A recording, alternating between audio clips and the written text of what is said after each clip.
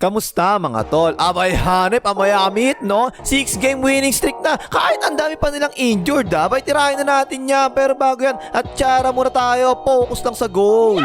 Okay game, 6 na kabit na nga yung panalo na Miami. Ang dami pang injured eh. Panalo sila sa Houston Rockets, 115-105. Panalo din sila sa Brooklyn Nets, 124-98 tambak. Tapos rumibansi pa ang Brooklyn Nets sa tambak na naman, 126-110. Tapos na-stop nila yung 6-game winning streak ng Hornets. Tinalo nila 128-120. At tapos tinalo rin nila yung number 1 sa East na Pistons, 121-110. At laban sa Wizards kahapon, tinalo rin nila 150-129.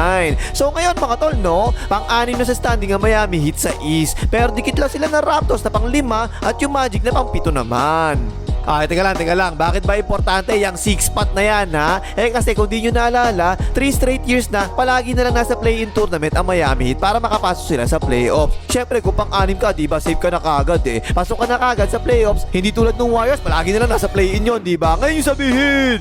Ito yung laban nila sa Rockets, ha. Tumira ang Miami Heat dito, 45 out of 90 sa field goals at 7 players sa kanila, double digits sa scoring. Eto si Larson, starter na eh, kasi nga, ang daming wala eh, no? At maganda yung nilaro nito, ha. 20 points yung ginawa niya, 6 out of 12 sa field goals, nice. Si Andrew naman, double figures din, 12 points yung ginawa niya, 4 out of 10 sa field goals, 6 na rebounds, at yung importante rito mga tol, meron siya nakuha 3 butata, nice naman. Si Bam Aquino ba yun naman, siya yung pinakamaganda yung nilaro sa lahat. Double-double siya rito eh, 24 points, 11 rebounds, tapos 9 out of 17 sa field goals, ha. Siya yung top scorer sa larong ito. At yung importante rito mga tol, yung dalawang 3 points na na-shoot niya sa third quarter kung saan lumalamang pa yung Rockets, ito sila biglang nakalamang eh, no. Tapos si Yaya Davion Mitchell naman, double digits din, 10 points yung ginawa niya. Siya naman ang leader sa assist with 5 assists sa larong ito. At si Khalil Warehouse naman, off the bench, double-double siya rito, 13 points, 15 rebounds, nice. 6 out of 10 pa sa field goals. At tapos panghuli naman si Jaime Augusto Sobel de Ayala Jaques Junior, may junior pa nga pala, 14 points naman siya off the bench. Maganda rin yung shooting niya, ha. 7 out of 12 siya sa field goals.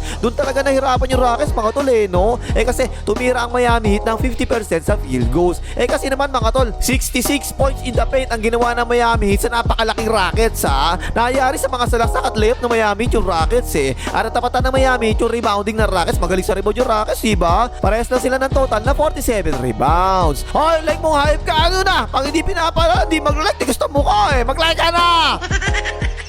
Tapos doon naman sa laban sa Brooklyn Nets, ginataan tambakol eh, no? Paano ba naman, nalimitahan ng Miami si FPJ, 9 points lang yung ginawa eh, 3 out of 17 lang sa field goals. Balance scoring na naman ng Miami dito mga tol, ha? Si Andrew 13 points, 7 rebounds, 4 assists at 3 butata, nice. Si Bam Aquino ba yun naman, 23 points, 9 rebounds, 4 assists at 6 na steals, hayop, dami. Sobrang daming steals nakakuha ng Miami sa larong ito, 13, ang dami eh. Si Bayani Agbayani naman, maganda rin yung shooting dito, ha? 22 points, 8 out of 15 sa field goals. Palagi silang dalawa ni Bam Aquino ba yun, top scorer eh, no? Si IW naman, 8 points lang yung nagawa niya, pero konti lang naman kasi yung mga attempts niya. At si Khalil Warehouse naman, off the bench naman, double-double na naman, ha? 11 points at 30 rebounds, tapos meron pang 5 steals. Si Jaime Augusto Sobel de Ayala, off the bench din, ay junior, may junior pa nga pala, 20 points naman yung ginawa niya. So 3 players ng Miami, mga tol, naka 20 points sa larong ito, ha? At si Simon Putikeo, yung role naman niya, 3-pointer talaga yan, diba? 3 out of 6 yung ginawa niya sa 3 points, naka 12 points naman siya. At si Kasparal Jacosionis, naka 9 points naman. So 6 ang double digits sa Miami Heat, ha? Pero meron pa silang dalawang player na naka 8 points tsaka naka 9 points pa. Sobrang balance talaga mga tol eh, no? At ang taas na naman ang shooting nila rito, ha? 45 out of 91 sa field goals, mataas yan. Again, yung mga points in the paint kasi mga tol, mataas talaga eh. 62 points in the paint ang ginawa ng Miami dito at yung bench nila gumawa na naman ng 55 points.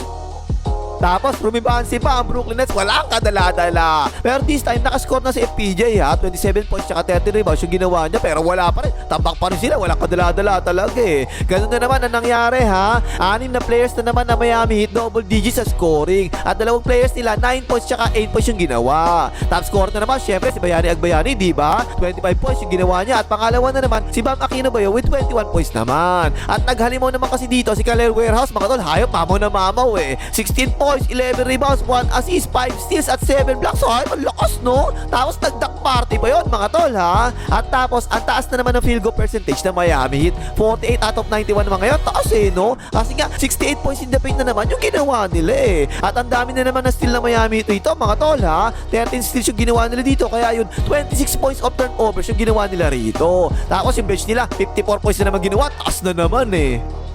Tapos ito mga tol, laban sa Hornets. Ito, matinding laban to kasi 6 game winning streak ang Hornets yung nakakalaban nila eh. Tapos ang dami pang injured sa kanila ha. Si Simon Puti-Kayo, si Jovic Soto, si Normal Towel, tsaka si Andrew injured lahat, hindi naglaro eh. Dikit yung laban rito mga tol ha. 108 all, tabla pa no fourth quarter. Pero kasi biglang naka 7-0 run ang Miami Heat. At doon na nga nagtuloy-tuloy yung lamang nila.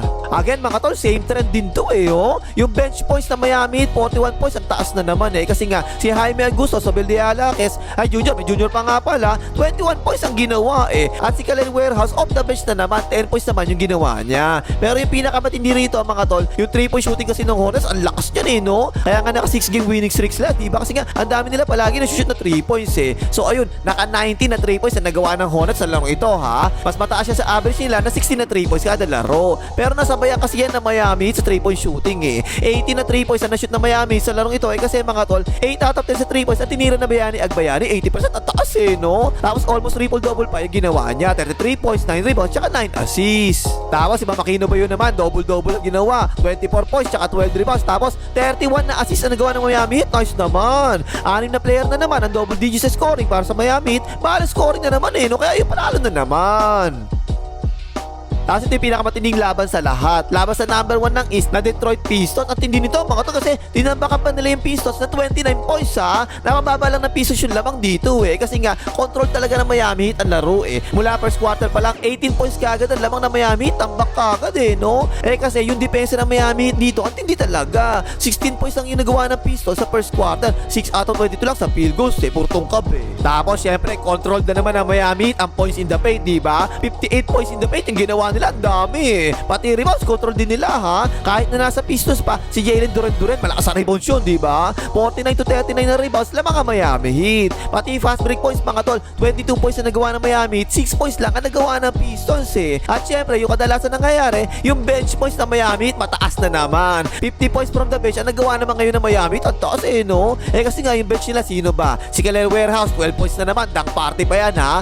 4 na dunks yung ginawa niyan eh. Si Jaime Augusto sa Sobel de Alaques, junior pa nga pala, 19 points naman yung ginawa niya. At si Joko Sionis naman, 12 points naman yung ginawa niya. Tapos 31 assist pa yung nagawa ng Miami dito mga tol ha. At yung pagkakahati talaga ng assist mga tol, pitong players yung naghahati-hati talaga sa assist, hanip eh. Kaya yun, panalo na naman nga sila sa Pistons, 121, 110. At tapos syempre yung laban kahapon sa Wizards at hindi eh no. Kasi nga naka 83 points yung ginawa ni Bam Aquino-Bayo, 31 points sa first quarter, 43 points sa first half, at 20 out of 43 sa field goals, at 36 out of 43 sa free throw, hanip eh. So yun mga tol no, hindi naman talaga biro yung ginawa ng Miami ng winning streak eh. Kasi ang dami talagang injured sa team nila, diba? Tapos naka-anim na sunod na panalo pa sila. Natalo pa nila Rockets sa Pistons, pareho malakas yan, diba? Yan yung isang magandang proof mga tol na tinatawag na hit culture eh. Kasi palaban talaga lahat ng players eh no. Alam niyo ba yun mga tol ha? Isipin nyo ganito, yung kalaban nila Pistons, nasa starters sila si Lasso at si Gardner. Eh baka hindi nyo man lang kakilala yung Gardner na yan eh. At saka kasi talaga yung pagkabalance ng scoring nila, ang ganda talaga eh no.